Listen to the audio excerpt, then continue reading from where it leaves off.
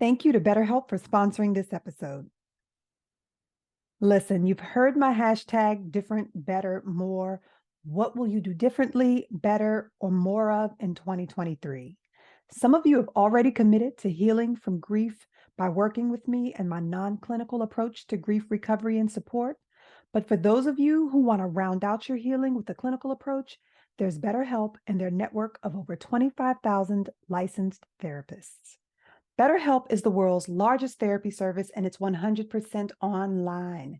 To get started, you just answer a few questions about your needs and preferences in therapy. That way, BetterHelp can match you with the right therapist from their network. Then you talk to your therapist however you feel comfortable, whether that's by text, by chat, phone, or even video. You can message your therapist at any time and schedule live sessions when it's convenient for you. If your therapist isn't the right fit for any reason, you can switch to a new therapist at no additional charge. With BetterHelp, you get the same professionalism and quality you expect from in-office therapy, but with a therapist who is custom picked for you, with more scheduling flexibility and at a much more affordable price. Use this link to get 10% off your first month. BetterHelp.com/C-words. That's better, HELP.com/C-words.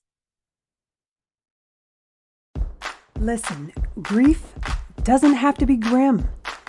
That's why when I talk about it on this podcast, it's about dealing with grief and loss in a way that influences the changes you want to make in your life. As you heal, what do you want to do next? Make a professional pivot, end a toxic relationship or friendship? I want you to have the confidence to navigate change. These are real stories from my one-on-one coaching sessions and my inspiring interviews with change makers. I'm Marceia Cork, the change coach, and this is Ooh, those effing C-words. Welcome back, MCs. I am Marceia Cork. Happy Juneteenth. We have more Black excellence for you today. Jazmine Henley-Brown is back with part 2 of our conversation. She tells us how her love for reality TV and pop culture really informs her professional acumen and never has her starstruck. She also gives some incredibly juicy details on how independent creatives can get their own shows produced from ideation to production. She tells us the process. So, all that's coming up next. Let's get started. All right, so tell me, how does this being a reality TV addict, how did that support you breaking into the industry? Again, it makes you in tune with the culture, Uh-huh. right? Like I love watching people. I could watch people for hours. So I will watch any reality TV show at least once, right? Okay. And reality TV as a genre is huge. So typically when you're Yeah. talking to people, there's a reference somewhere that I'll make that someone might catch on to or they might Okay. get. And so that's helped me a lot. It's helped me in development. It's helped me with talent meetings for sure. Mm-hmm. Um, and yeah, I Okay. hope that answers your question. Yeah, it does. Okay. So how can people prepare for breaking into executive production? Well, let's do this. Can you explain the difference between production and executive production? Yes. Um, Podcast specific. Okay. Like your executive producer oversees the entire production team. So you have associate producers, um, senior And that's producers. tiered. That's tiered. Associate producers, then Yeah, producer. so your associate producer is gonna be like your entry level producer. When you get to producer, that's I would say the midway point, Mm-hmm. right? Okay. So that's somebody that is, very good at cutting tape. They're good at development. They might just need to get the speed or, brush up their editorial skills a little bit. Then you get to senior producer. That person for me is kind of like the next in line for the executive producer. So that's somebody that can do all of the technical stuff and Mm-hmm. all of the editorial stuff. And they have really good instincts and they're really good with working cross-functionally with other teams, right? Because at that Mhm. level now you're working with your marketing team within the way that it's set up at like on the corporate level. You're Mhm. working cross-functionally with a lot of teams. And so that's what the executive producer does. I oversee all of those people, and then I oversee all of the relationships with our cross-functional teams. Okay. So, like when marketing needs something or we're launching a show and we have to have a meeting around how we're going to market the show, I'm in those meetings, and then I'm kind of adding my own input with sales in those meetings, finance in those meetings. I'm doing a lot of development directly to our head of podcasts and our VPs. So Mhm. it's less in the weeds of the kind of day to day, like cutting tape and writing scripts, and more Mhm. of like high level kind of oversight into like everything that's going on with all of the shows. So Okay. I'm executive producing 3 shows right now, 2 that have launched and 1 that's launching in May. So I'm overseeing the teams for all 3 of those shows, plus everything cross functionally. And are you constantly in motion for developing new shows? Yep, I have a Okay. talent meeting tomorrow for a show that I developed, and so there's a lot of moving parts. Mhm. And yeah, the executive producer is kind of the person who um, manages all of those parts Mhm. at kind of each step and each level. Okay. And I would assume that maybe some of these roles or departments don't exist depending on the size of the company. So, like Correct. you said, you're with a Sony right now. So, Mhm. is Sony, is will a smaller company have internal marketing teams as Right. part of, so that will vary depending on the size then? For sure, and it could like what you do as an executive producer, could vary as well. It's just like, film and TV production, a producer can mean so many different things. Sometimes when you watch a movie, you see executive producer, that could just mean that that person contributed financially to that film, Yeah. and they Yeah. got the executive producer credit, or that could mean they might be a producer because they helped find, um, you know, investors or somebody else, and then they become the producer there. At a smaller company though, Uh-huh. you might, as the executive producer, be marketing. Like you might also be the person to like put Okay. the marketing plan together. You might be the person that is going out and finding another agency that's going to help you with your ad sales. You Okay. might be the social media manager for the podcast. If you are an indie creator, you're going to be all of those things. Plus Mhm. the talent and the host for your podcast. Right. So there's a point where you can wear every single hat, if you're working with a smaller company or if you're working independently. Yeah, and then there's some roles that you're mentioning that I guess, I never really even think of in terms of radio or podcasting, and that's editorial, and Mhm. that is a part of, producing content for the show daily, is Yeah. that there's writers and editors. Mhm. Would not have Mhm. thought of that. Yeah, but with your podcast, you are all of those things. You're the Yeah. writer, you're the editor, you're social media, you're marketing, you're PR, right? Yep. You know what I mean? Like you're wearing all the hats, and yeah, when you work, in a big corporation, that's typically handled by other teams. Mhm. So, we mentioned rubbing elbows earlier. What's that relationship like? I mean, you have worked with some major talent. So, I mentioned being approachable earlier. I mean, what's the just working with celebrity talent? You've mentioned shows like The Breakfast Club, just so many.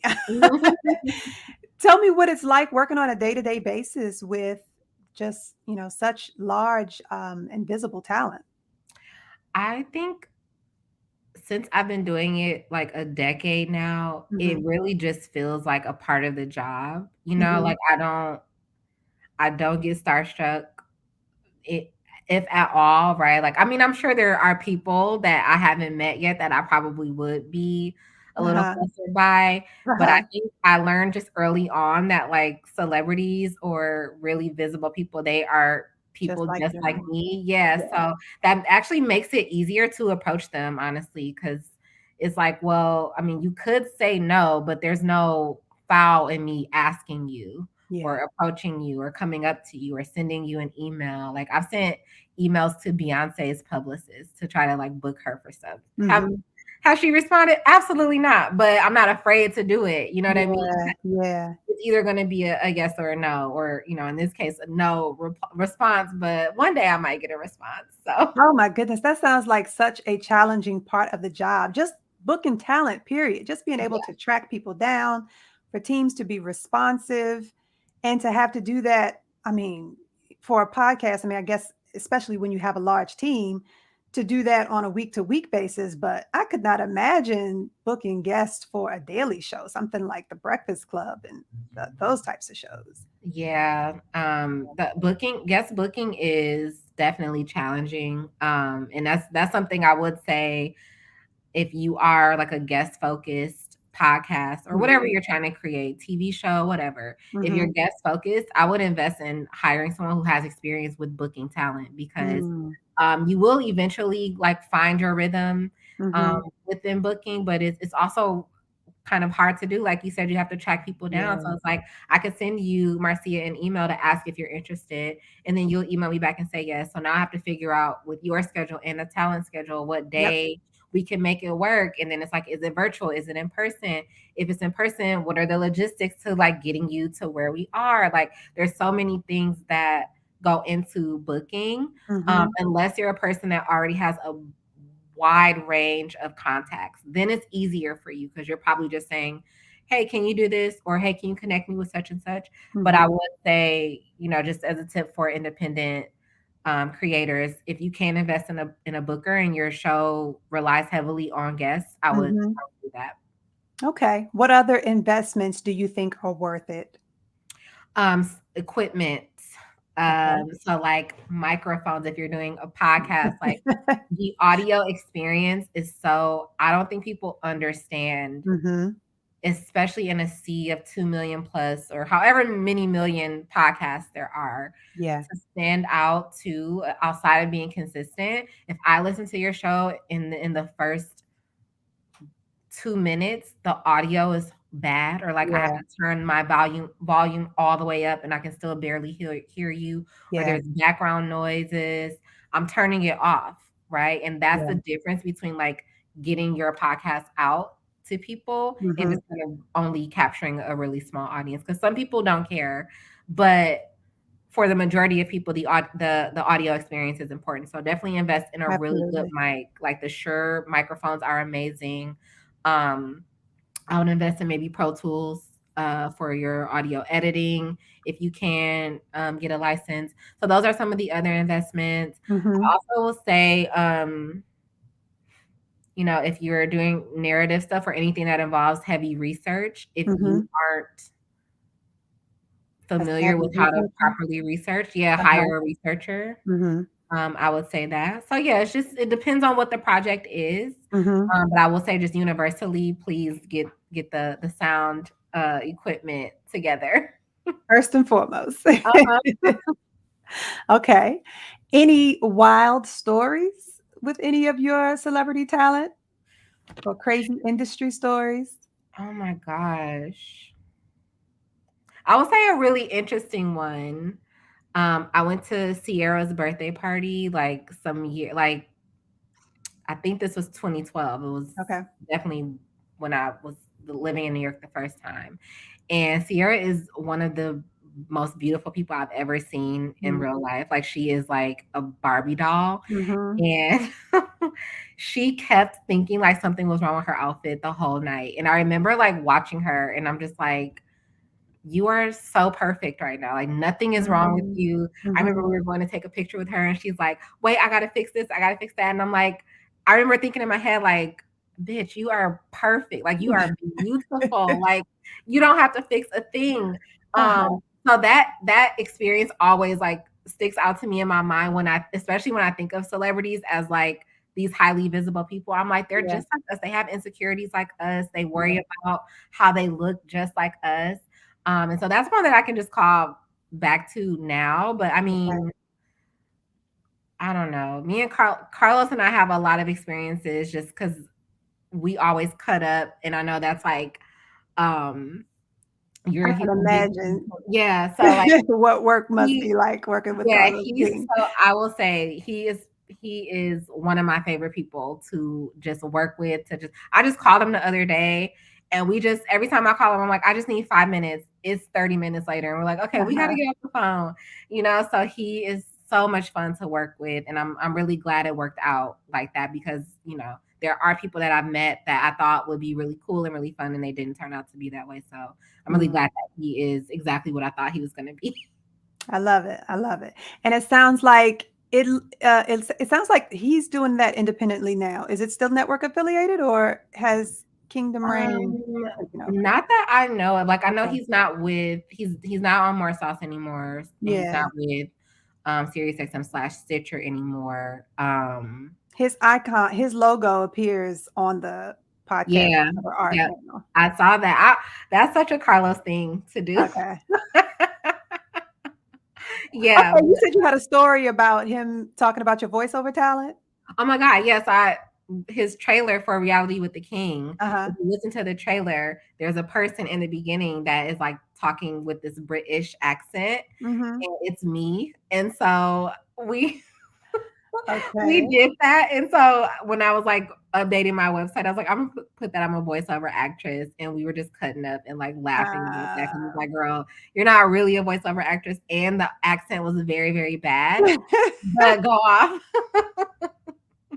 Okay, got you. All right, yeah, well, I'm glad I didn't actually put that in the introduction then. I was like, "Oh, we have that in common."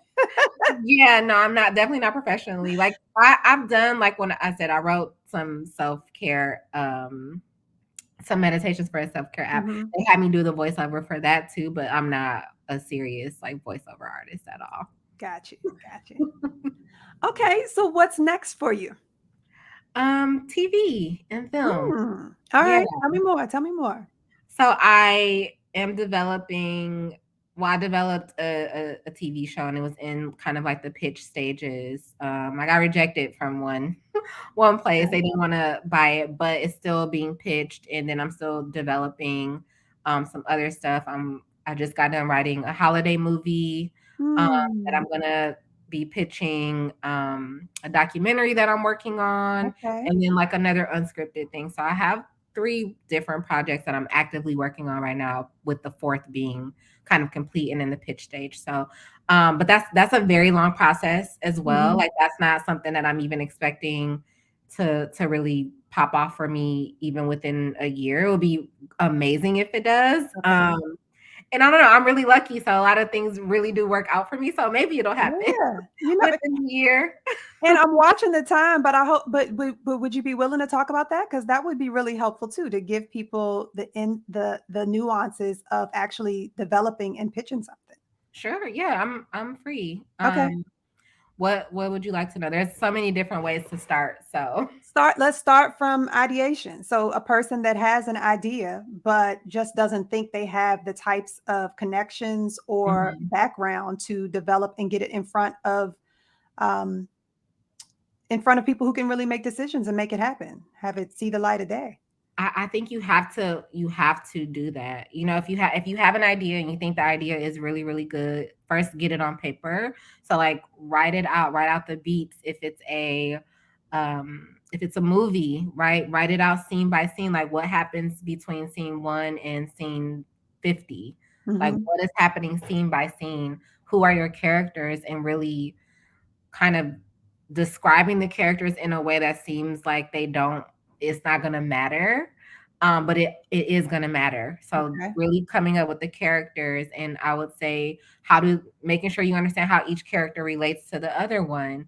So that's all things you're doing before you even start writing a script. Okay. You know what I mean? Mhm. And so then once you have that in a log line, so like really in 1 or 2 sentences, what is this about? Once you have that, then you can start writing a script. And then I would say the first script doesn't have to be the best. You just need to write a script so you can get the movie done, right? Okay. So your first script there's a 99% chance it's going to suck by the time you get to the finished product, but you have to just get it out there. Uh-huh. And so get that. And then like the visual is also important. So a really good deck is gonna be what you will be sending to, if you don't have an agent, Mm-hmm. an agent to represent you, that's what you're going to be sending to an agent to get them even interested in representing you. And that's like a overview of what your story is about. And I'm using a scripted like a movie as an example because it's the easiest one Okay. to point to. But the deck is going to kind of have a title page, and then a log line page, and then an about page, and then Mm-hmm. kind of breaking the movie down scene by scene, breaking Mm-hmm. your main cast of characters down, and who they are, how they relate to each other, and Mm-hmm. making it really visually appealing. And so that is kind of where you can get started uh, with, I would say, a scripted idea. Okay. Once you have those things, finding representation. Now, some people can, pitch themselves and they don't need agents. I just think having that buffer and having that protection of having an agent is the way that I wanted to do it. So Mm-hmm. I don't have an agent, but I have an agent that is representing me on a project. So she's not my official agent yet, Okay. but she's representing me on this current project. And if that goes well, then fingers crossed, she will be like my actual agent. Gotcha. Okay, so you mentioned visual. So it sounds like nothing actually has to be recorded per se, but it Right. does have to be scripted, and you do have to be able to what? Explain the scene, explain the environment. Mm-hmm. Yeah, Okay. you have to be able to paint a picture. Mhm. There's a really good deck for, the show Stranger Things. Yeah. Now that's an episodic show, but it's a scripted show. Their deck is phenomenal. Like I looked at it. It wasn't even titled Stranger Things when they wrote that deck, and that Uh-huh. it goes to show how much the story is going to change over time. Mm. But the Mhm. core pieces are there, right? It's like this. It's set in this small town.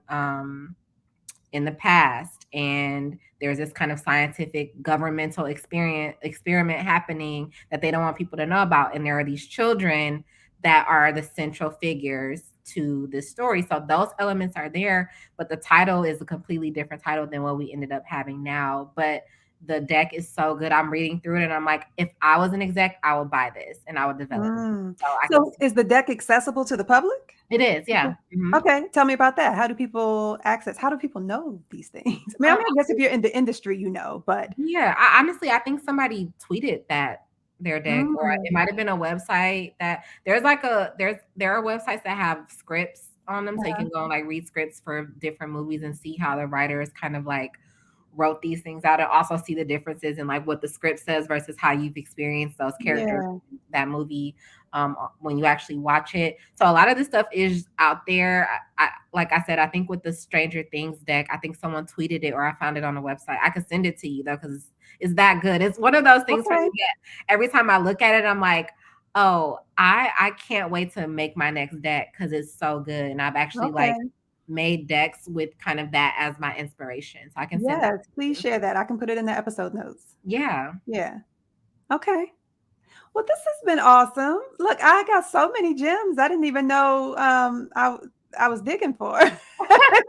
Thank you. I am so long-winded and I can be all over the place. That's just how my brain works. Yeah. No, no, no. I hope it, as can become cohesive, Yeah. once people listen. And the biggest thing is just be really bold with, what you want to do. If it's a podcast, like don't be afraid to start your podcast. I know we talked a lot about the market being overly saturated, but there's still room for you to Mhm. create, and it doesn't all it takes is consistency, and all it takes is Yeah. for you to start to really kind of do something that could potentially change your life.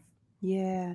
I love that. And so, your example, your story today, I think it shows where some people fall short. So, you being in New York, taking it upon yourself to just waltz into Vibe and say, I'm here and this is what I have. At least you had a destination. You had an address, albeit an outdated address, but for someone who does do the work to develop that deck, they do their research. Sometimes they just don't know the next step. They don't know how to get it into hands or to even know, like we said, to access good examples of decks. So when you Mhm. don't know that, it's hard to, determine your next steps. So do you have any suggestions for navigating that? You know, that's interesting because I think a lot of people, myself included, we get to a point in our career where a lot of things are second nature to us. So we can't Mhm. fathom not knowing, Right. right? Like I can't Yeah. fathom not knowing how to reach out to someone and ask them to connect me to somebody, or reaching out to an agent, or writing a script or creating a deck. I can't fathom not knowing it, but it's only because Yeah. I've had the luxury of doing it now for a while. Mhm. And so I would say ask someone who knows. If you yourself don't know, Yeah. somebody in your life or a connection of someone in your life has Yeah. to know, right? And you just have to ask. And like people are assholes sometimes and like they won't respond, or they'll say no, but just continue asking because Mhm. I don't know about everybody else. I only learn, like I learn the best when I'm actually able to like do things and watch other people do them. That's just Mhm. how my brain works. And so Mhm. if you are that kind of person, you ask someone, if it's a podcast producer and you want to be a podcast producer, like, hey, do you mind if I spend, an hour on a Zoom with you while you cut some tape? I really Yeah. want to learn how to do this, but I've never done it before. They might say no, but somebody's going to say yes to you. Yeah. So the biggest takeaway is like ask for what you want, because you will never get it if you don't ask. That's a guarantee. You are 100% not going to get it if you don't ask. Well, I have to say, I'm surprised at how often LinkedIn is mentioned. Yeah. Yeah. Yeah. Do you use LinkedIn a lot I for? do. That was Yeah. actually how you and I connected initially, was on Okay, LinkedIn. yeah. I didn't know if it was your Instagram. Yeah, like LinkedIn Okay. is an amazing way. I'll say, Marcia, something that you do that I love, like you constantly create value for yourself, right? Mm, Like when you reach out to someone, you don't just mhm, like introduce yourself. It's like, hey, I am Marcia and I do X, Y, and Z. I would love to like show you X, Y, and mhm. Z, right? So you're always constantly creating value to yourself, and you're very persistent as well. And like you don't just, if somebody's like, okay, thanks, I don't have a need for this, it's not like you never reach out to them again. You're like, oh, Mhm. I got another angle for you. You know what I mean? Like there's something else. You caught that? Yeah, I love that. That is 100%, those are tactics that like I've used at me. I still do, right? Like what is that saying? If one door closes, a window The window opens. opens, yeah. I love people who are like, the door might have closed, but I found a window. I found a little doggy entry from Uh-huh. the back door. There's a basement, there's a cellar door that I can go through. Like I Absolutely. love people like that. So that you should actually teach a class on just how to Mm, constantly, reach out to people without feeling like you're overdoing it, but yeah, reaching out just enough to where you stay at the top of their mind, yeah. and then always creating value for yourself. So that's what I would say is like, people could take a page out of your book. Just ask and have some value when you ask. Thank you. You're welcome. I appreciate that. You're welcome. Well, listen, I can let you get back to your day, but is there anything you want to close out with? Any wisdom, guidance, any more than you've already shared, or point us to some of your projects? Um, so you can listen to, I have two podcasts out right now that just launched with Sony Entertainment Podcast. One is called It's Giving Fashion, and it is Mhm. hosted by Shea Coulee, who is the All Stars 5 winner of RuPaul's Drag Race and just an iconic drag queen. Like Yeah. so much fun. So listen to that every Thursday wherever you get your podcast. And then our newest baby is called The Social Dose, which is like your go-to for all things social media that are happening in social media. It's like the yesification of news. Okay. And it's hosted by Yesification. uh-huh. Okay. It's Okay. so much fun. It's hosted by Paris Nicholson and Michael Judson Berry. Their first episode had Candace Dillard Bassett from the Real Housewives of Potomac on as a correspondent. Okay. So you can find that podcast, comes out every Tuesday, Thursday, and Friday, wherever you get your podcasts. Okay. So those are the two things that I have out now, but stay tuned. Like I'm always working, always developing. So I'm sure in a couple of months I'll have something else that people can check out. All right. Awesome. Well, that's it. Thank you, ma'am. This You're was awesome. welcome. Yeah, this was. I'm so sorry. I talk so much, Marcia. I should have warned you about that. Like, I talk so much that I often forget like what the initial point was that I was trying to make. I do the same thing.